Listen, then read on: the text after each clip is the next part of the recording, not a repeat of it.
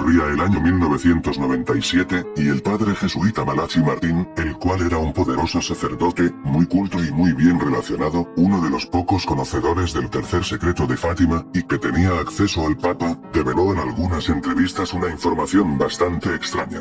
Contó que se había encontrado un planeta que se llamaba Hercóbulus, y que causaría millones de muertos décadas después. Misteriosamente el padre Martín falleció en 1999 en circunstancias desconocidas. Muchos piensan que el padre fue silenciado. Pocas personas saben que el Vaticano cuenta con artefactos que miran al espacio exterior y observan a su vez el planeta. El telescopio Hubble tiene un hermano gemelo secreto, llamado Sciole 12. Este es uno de los elementos que el Vaticano utiliza en sus misiones secretas, y que permanecen ocultos. El Vaticano utiliza una amplia gama de instrumentos para principalmente hacer un seguimiento de los movimientos del planeta décimo. Esto se perpetra desde sus dos bases de exploración espacial secretas, una situada en Alaska y la otra en Chile. Allí operan científicos de la Orden de los Jesuitas. La Misa Negra del Vaticano, libro que pudo haberle costado la vida al padre Malachi Martín. Cada vez me era más difícil ver a Cristo en alguno de mis superiores inmediatos. No había causa liberal que el cardenal Bea no persiguiera. Incluso entonces percibía al jefe de los jesuitas de esa época, el padre Jean-Baptiste Janssens, como enemigo de la fe. El Papa está rodeado de hombres con atuendo clerical que no tienen la fe católica. Trabajan con fundaciones, organizaciones, grupos internacionales, instituciones financieras, gobiernos, universidades, y otras agencias para traer un nuevo orden mundial. Estas eran algunas de las cosas que dijo el padre Malachi Martín antes de morir. Y esto que dijo no es nada comparado con lo que escribió en su último libro titulado In Suet Cause.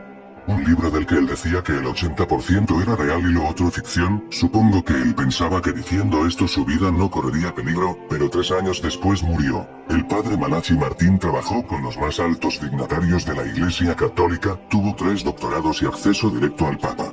Eminente teólogo, experto en la Iglesia Católica, ex jesuita y profesor en el Instituto Bíblico Obispal del Vaticano. Es el autor de libros exitosos, El Vaticano, El Último Cónclave, El Rehén del Diablo, Los Jesuitas y The In Sweat House, El Último Papa, entre otros. Con estos títulos ya podéis imaginar que no hablaba muy bien del Vaticano. Él estaba especializado en teología en Lovaina. Allí recibió doctorados en idiomas semíticos, arqueología e historia oriental. También exorcista por más de 20 años del Vaticano. Como consecuencia estudió en Oxford y en la Universidad Hebrea de Jerusalén.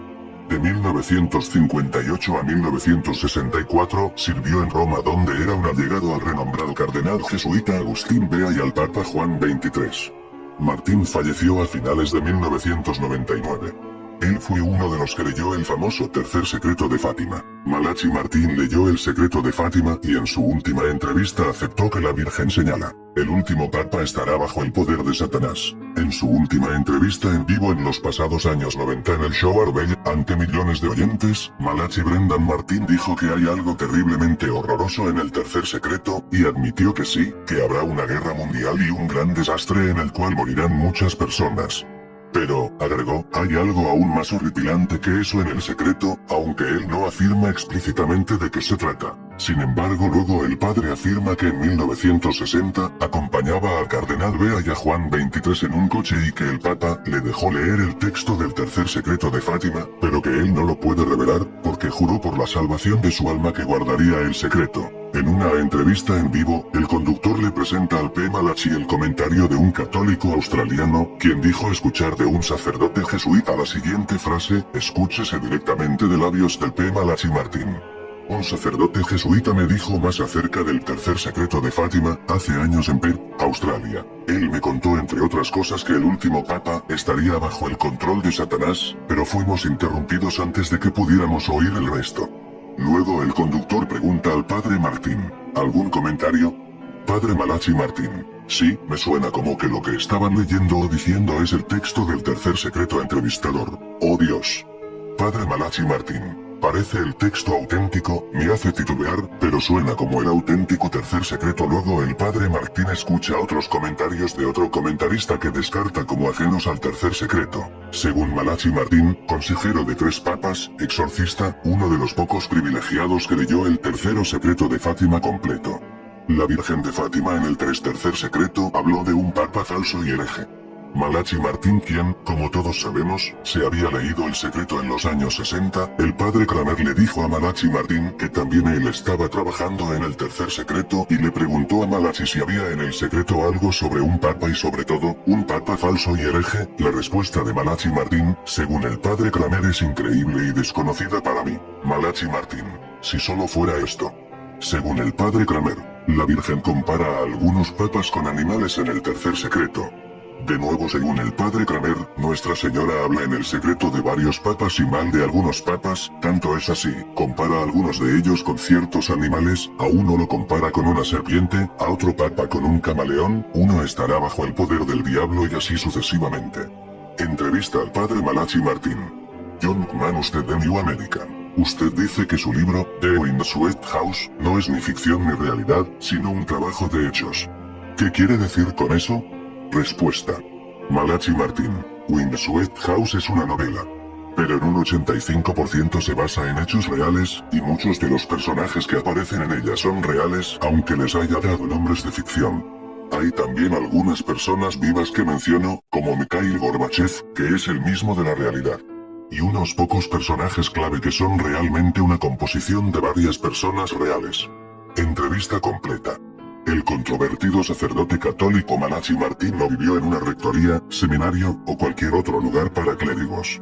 En los años 60, después de dejar su trabajo en el Vaticano, obtuvo dispensa de sus votos como miembro de los jesuitas y comenzó a vivir como un seglar con aprobación canónica. El padre Martín oficiaba la Santa Misa en privado, pero estaba muy preocupado con la total alteración de prácticamente todo lo católico en las últimas 3 décadas, de 1960 a 1990.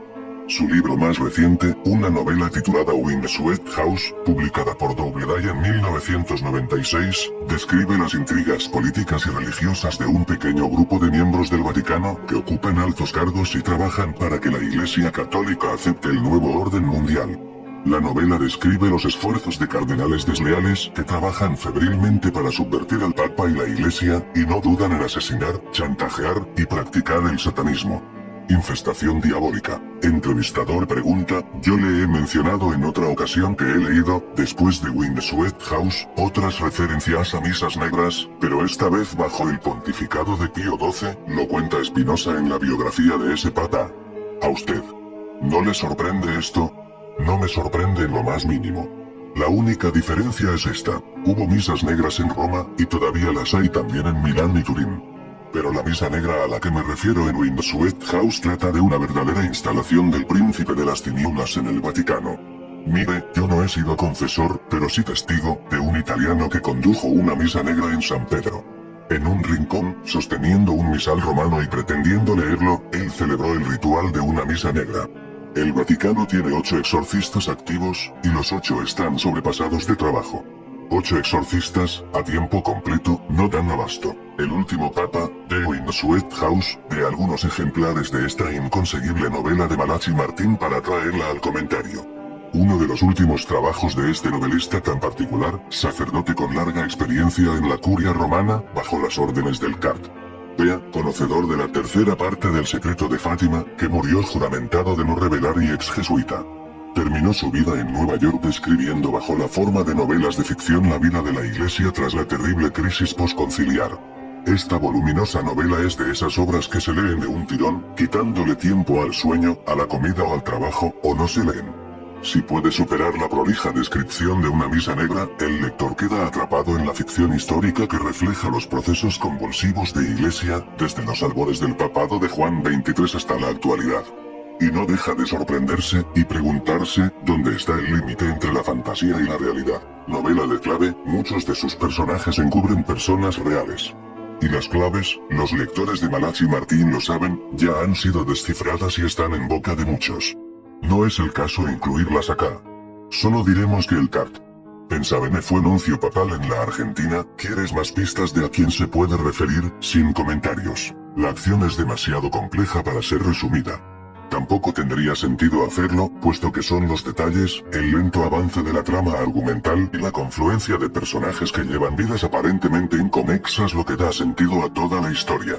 Historia de final abierto, puesto que el Papa eslavo cierra la novela cuando está a punto de anunciar si abdica en Polonia y cede a la presión del lobby progresista liberal o se vuelve a Roma y da la pelea contra los enemigos de la Iglesia enquistados en su seno. Cabe destacar que algunas realidades terribles que el libro revela ya han hecho eclosión en la prensa.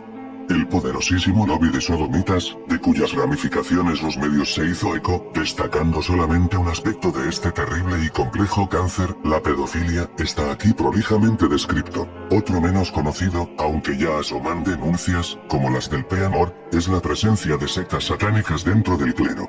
Algo así es sugerido al aludir a la prohibición de que 150 exorcistas reunidos cerca de Roma asistiesen a una audiencia general con el Santo Padre. Otra línea de acción se teje en torno a la masonería y los grupos mundialistas. Aquí aparecen personajes siniestros, como Kirus Bentoet, Nicholas Clatebubuco el oscuro Ralph Channing, en diversos grados de iniciación. Están también los católicos confundidos, como el hermano del P. Gladstone, iniciado en las logias luego de que lograra establecerse con una brillante carrera en las finanzas. Paul Gladstone había sido seminarista y abandonado la vocación a causa del conflicto doctrinal y moral que le produjo la vida en el seminario posconciliar, llegando al punto de ingresar en una logía. Cuando su hermano se entera y se lo recrimina, le responde con una pregunta lacerante. ¿Eres consciente, Sris, de que muchos altos prelados del Vaticano son miembros de la logía? Y remata, ante el desconcierto de su hermano, sacerdote y curial romano, si yo estoy en pecado mortal, solo puedo decir que estoy en bastante buena compañía. Finalmente, un personaje muy interesante es un funcionario del gobierno norteamericano, agente del Departamento de Estado. Gibson Appleyard, un Rosacruz. Hombre sincero, que cree en los ideales masónicos pero empieza a cuestionarse al conocer más de cerca al Papa eslavo y la realidad vaticana. Del lado de los defensores el Papa, además del protagonista, Christian Gladstone, aparece un entrañable dominico, el P. Slattery, personalidad poderosa que celebra la vida con abundantes desayunos irlandeses y buena cerveza. Él será quien enfrente a los satanistas, poniendo en riesgo su vida. Y el fiel Aldo Carneseca, un verdadero detective, casi un resabio del Sodalitium Pianum, que de hecho muere asesinado discretamente cuando se acerca al descubrimiento de la verdad sobre la muerte del Papa que precedió al actual. Si alguien quiere entender lo que ha venido pasando en la Iglesia en los últimos 40 años, tiene en esta novela un instrumento útil y entretenido. Pero es un libro de ficción, de modo que conviene tomar ciertos recaudos para no correr el riesgo de creer que todo lo allí narrado en verdad ocurrió, o descreer de todo, incluso de lo real. El último Papa inicialmente se localizaba en $20 y ahora no se consigue en menos de $100 porque está fuera de catálogo. ¿Ahora es casi imposible de conseguir? Pregunta. Usted dice que su libro no es ni ficción ni realidad, sino un trabajo de hechos. ¿Qué quiere decir con eso? Respuesta. Windsweet House es una novela, pero en un 85% se basa en hechos reales, y muchos de los personajes que aparecen en ella son reales, aunque les haya dado nombres de ficción. Hay también algunas personas vivas que menciono, como Mikhail Gorbachev, que es el mismo de la realidad. Y unos pocos personajes clave que son realmente una composición de varias personas reales. Pregunta. Usted abandonó los jesuitas y la vida sacerdotal ordinaria hace más de 30 años. En aquel tiempo usted estaba destinado en el Vaticano como persona de confianza del Papa Juan XXIII y del Cardenal Agustín Bea. ¿Qué causó que usted se fuera? Respuesta. Cada vez me era más difícil ver a Cristo en alguno de mis superiores inmediatos. No había causa liberal que el Cardenal Bea no persiguiera. Incluso entonces percibía al jefe de los jesuitas de esa época, el padre Jean-Baptiste Janssens, como enemigo de la fe. Mis colegas creían que el juramento formal contra el modernismo, requerido entonces de cada sacerdote pero posteriormente descartado, era una broma. Ese juramento nos obligaba a oponernos a la renovación del dogma. En esencia, el modernismo sostiene que los dogmas cambian un absurdo total. No podía seguir prestándome a esa subversión. Pregunta. Entonces usted abandonó los jesuitas. Pero eso no le liberó a usted de sus obligaciones como sacerdote. ¿Cuál es su estatus actual? Respuesta. A petición mía, el Papa Pablo VI me concedió un estatus universal por el cual no estaría bajo la supervisión de ningún obispo. No me visto como un sacerdote y no ocupo ningún puesto sacerdotal. Pero aún soy un sacerdote. Pregunta. ¿Cuando usted quiso marcharse hubo algún intento de retenerlo? Respuesta. Sí, me dijeron que podía llegar a cardenal, que tenía conocimientos bíblicos, facilidad con los idiomas, juventud, buena salud, buena memoria, y todo ello me situaba como candidato para ser promocionado. Pero no quise quedarme porque veía que la fe estaba siendo comprometida por muchos. Pregunta. Su libro empieza con una vívida descripción de una misa negra sacrílega celebrada en 1963 en Charleston, Carolina del Sur. ¿Ocurrió eso realmente? Respuesta. Sí, sucedió. Y también es un hecho que participaron altos cargos eclesiásticos del Vaticano por teléfono. La mujer joven forzada en el ritual satánico aún vive, y felizmente ha sido capaz de casarse y de llevar una vida normal. Ella dio los detalles del suceso. Satanás se infiltrará en el seno de la Iglesia y llegará hasta los más altos reinos de la jerarquía en el Vaticano y hasta la silla de Pedro, tercer secreto de Fátima a Sor Lucía dos Santos. Satanás reinó en el Concilio Ecuménico Vaticano II, Nuestra Señora de las Rosas a Verónica Luekin, en el Nuevo Lourdes. Baiside, Ewa por alguna fisura ha entrado el humo de Satanás en el templo de Dios y se ha infiltrado en el seno de la Iglesia Paulo VI. La pregunta crucial que todos debemos hacernos es, ¿cuánto espíritu masónico, el humo de Satanás, hay dentro de mí? Por cuanto Cristo ha sido desfigurado en su humanidad y en su divinidad, tratando de separarnos de la revelación divina y del magisterio de la Iglesia, que durante casi 2000 años ha sido la piedra angular del cristianismo, en la medida en que nos hayamos dejado obnubilar en nuestro interior, aceptando teorías por estar en el modernismo y que no nos señalen como retrógrados medievales.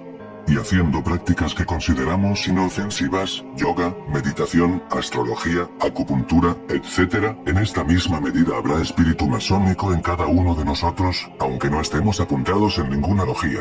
El hombre trata de llenar el vacío de Dios con falsos mesianismos que son aprovechados por Satanás para seducirlo y engañarlo.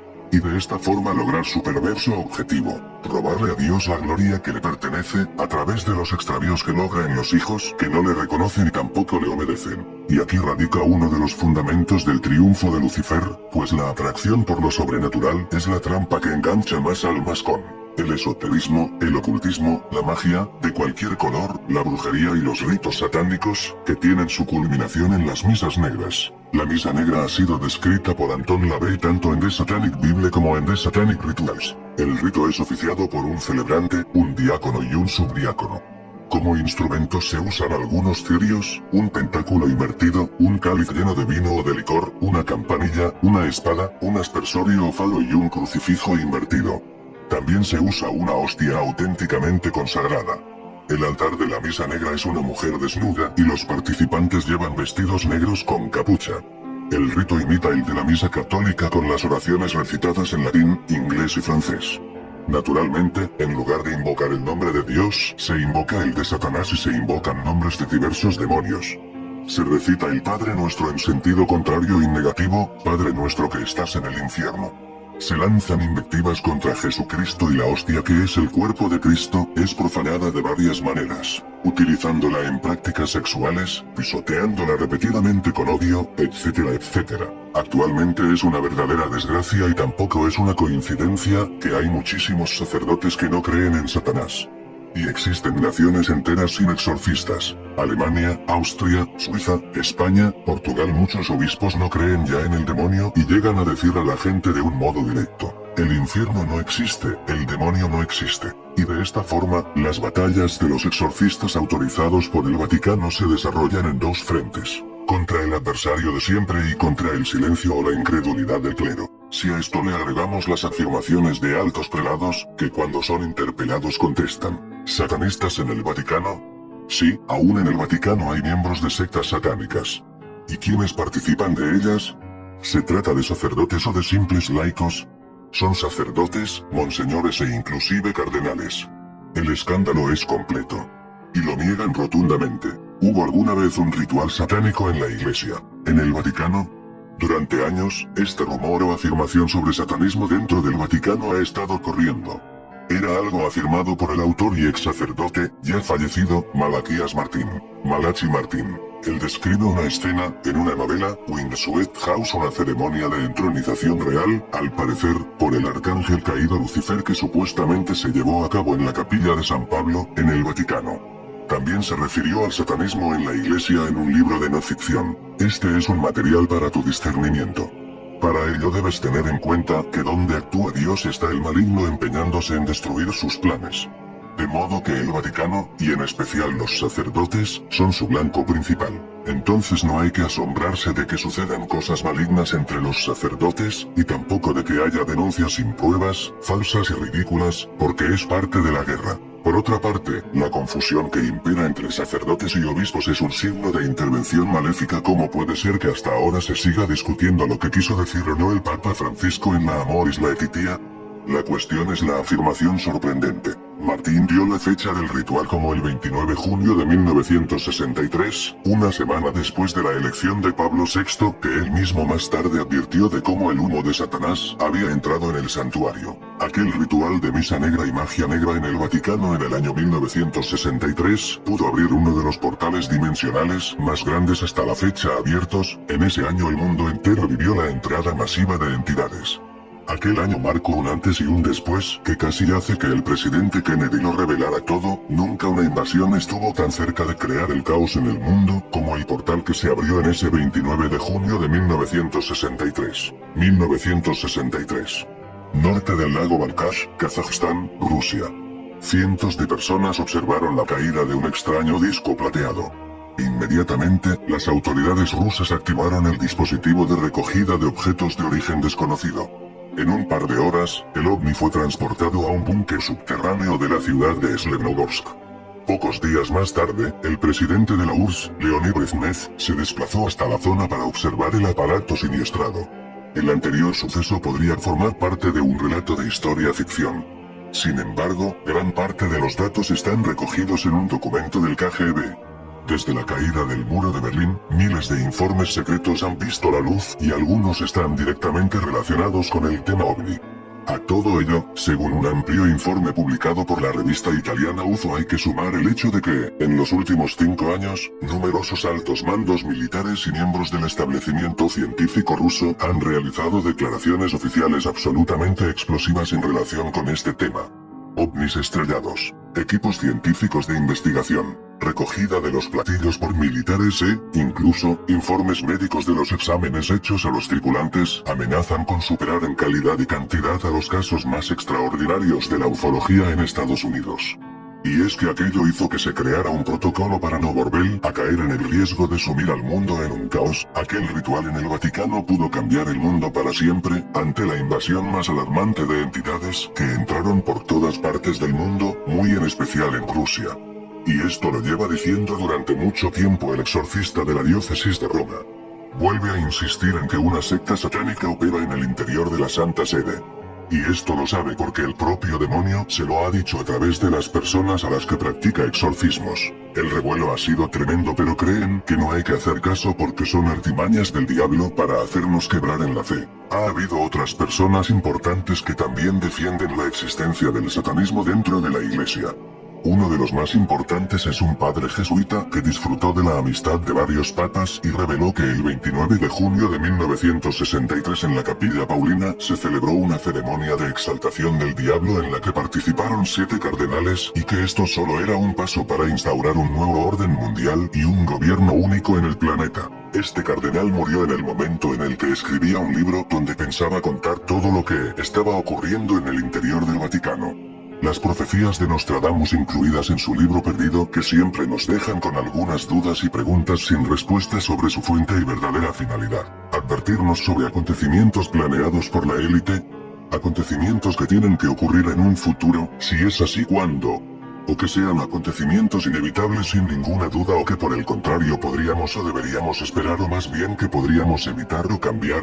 En el libro perdido de Nostradamus hay contenidas más de 80 acuarelas, muchas de ellas están estrechamente relacionadas con la apertura de portales dimensionales que tanto hemos denunciado en este canal Supercrack Estrella, y en especial con eventos que tienen que ver con el futuro del Vaticano, del papado, asociándonos a nada menos ni nada más que la aparición del anticristo. Muchas de las acuarelas simbolizan lo que pareciera ser eventos astronómicos, alineaciones de astros, en especial con la constelación de Ofiuco, de la cual se nos advierte que el hombre con la serpiente o más bien el hombre serpiente o el hombre serpiente traerá el fin del mundo. ¿Será ese hombre el mismo papa que se sienta en la silla de San Pedro en el Vaticano? ¿O por el contrario un rey poderoso que liderará el NOM?